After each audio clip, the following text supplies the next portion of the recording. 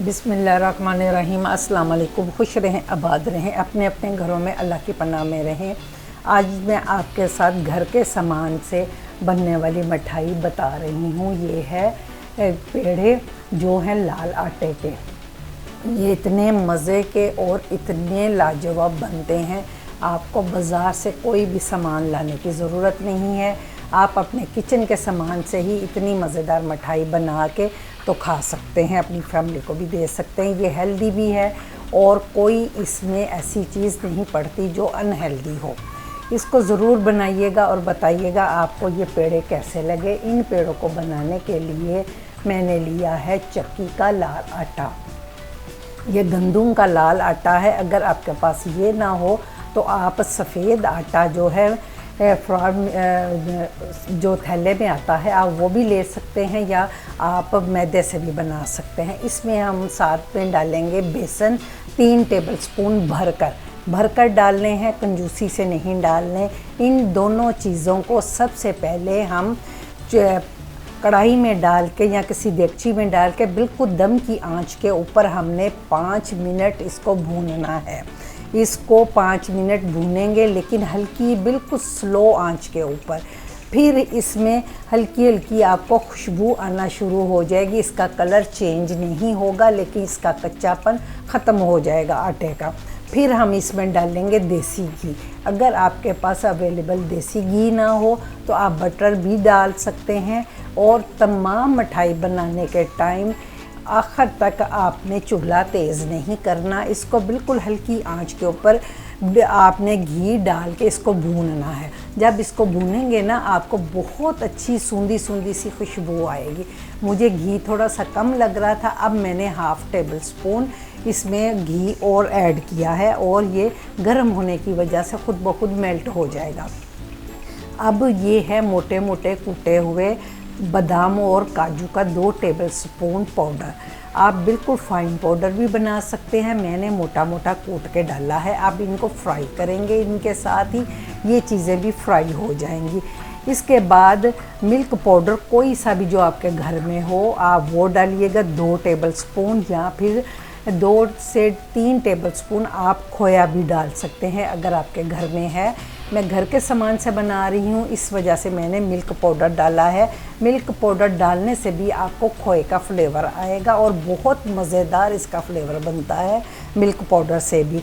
इसको हम भूनेंगे। यहाँ पर भी आपने आग तेज़ नहीं करनी, हल्की आंच के ऊपर ही इसको भूनेंगे। 2-3 मिनट भूनने के बाद फिर मैं इसको दूसरे बर्तन में निकाल दूंगी ताकि इसका कलर ख़राब ना हो। ये देखें, इसका कलर इतना खूबसूरत हो गया है, जैसे हल्का हल्का सा बेसन भुना हुआ होता है ना, ऐसे इसका कलर हो गया, लेकिन बहुत खूबसूरत इसका कलर है। अब ये है शुगर, ये ब्राउन शुगर और वाइट शुगर जो है, दोनों चीज़ों को मैंने पीस के हाफ दोनों शुगर डाल के इनको ना ग्राइंडर में थोड़ा सा चला के तो पीस लिया था मैंने। वो चीनी मैंने डाली है इसके अंदर, ब्राउन शुगर और घर की वाइट शुगर मिला के आधा कप, ये याद रखिएगा। वो डाल के आप इसको मिक्स करेंगे। मिक्स करके इसको ना हल्का हल्का सा ठंडा होने देंगे। इनको बिल्कुल ठंडा नहीं करना, बेसन को और आटे को हल्का गरम, नीम गरम होगा तभी आप इसके पेड़े बनाएंगे। तो चीनी डाल के आप इसको 2-3 मिनट के लिए छोड़ दें। जब ये थोड़ा सा नीम गरम हो तो फिर आपने इसके पेड़े बनाने हैं। अगर पेड़े ना बने तो आप 1 टेबलस्पून या हाफ़ टेबलस्पून घी और ऐड कीजिएगा। ये गर्म होगा तो जब आटा हमारा गर्म है तो वो मेल्ट खुद ब खुद हो जाएगा घी।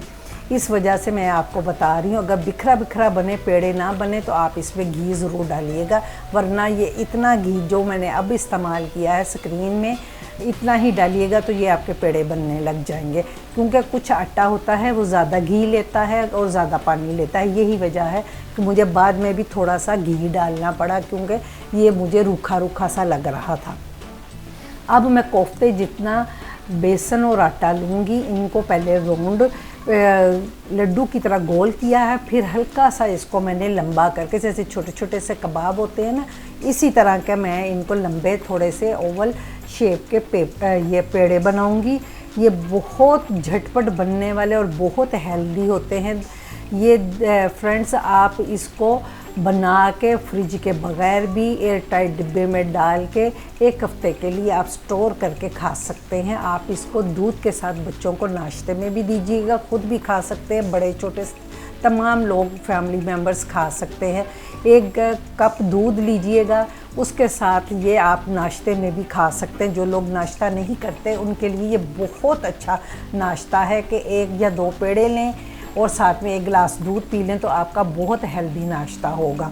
ये आपको नुकसान भी नहीं देता। जो मैदे की चीज़ें होती हैं वो नुकसान देती हैं, और ये इतने झटपट और इतने लजीज ये मिठाई बनती है। आप ज़रूर बनाइएगा और ट्राई कीजिएगा। इसका टेस्ट भी बिल्कुल बेसन के पेड़ों जैसा होता है, बहुत लाजवाब टेस्ट होता है। अब ये है ब्राउन शुगर मेरे पास। अगर आपके पास मिठाई वाली भूरा चीनी हो, वाइट चीनी या वाइट चीनी को पीस के ना घर वाली को, तो आप उसका भी ना इसके ऊपर कोटिंग कर सकते हैं, या पिस्ता बादाम या चांदी का वर्क भी इसके ऊपर लगा सकते हैं। लेकिन मेरे पास इस वक्त चांदी के वर्क भी नहीं थे तो मैंने इसके ऊपर ब्राउन शुगर लगाई है। वाइट शुगर भी इसके ऊपर अगर हम लगाएंगे ना, इसकी लुक बहुत अच्छी आती है। ये बिल्कुल ताज़ा मज़ेदार, आप इसको जब बना के खाएंगे ना तो आपको फिर पता चलेगा किसी मिठाई से ये कम नहीं है। ये आपको अक्सर पेड़े जो मिठाई के डब्बों में मिलते हैं ना, मिक्स मिठाई में, ये बिल्कुल उनका वैसा ही फ्लेवर है जैसे वो हम किसी डिब्बे में से निकाल के खा रहे हों। मिक्स मिठाई में अक्सर मुख्तलिफ़ तरह की बर्फ़ी और पेड़े आते हैं, बिल्कुल वैसा ही इसका टेस्ट है। सर्दियों के लिए ये बहुत अच्छी चीज़ है, आप ज़रूर बनाइएगा। अगर आपको ये वीट पेड़े पसंद आए हों, यानी कि गंदम के आटे के पेड़े पसंद आएँ, तो लाइक करें, शेयर करें, सब्सक्राइब करें। अल्लाह हाफ़िज़।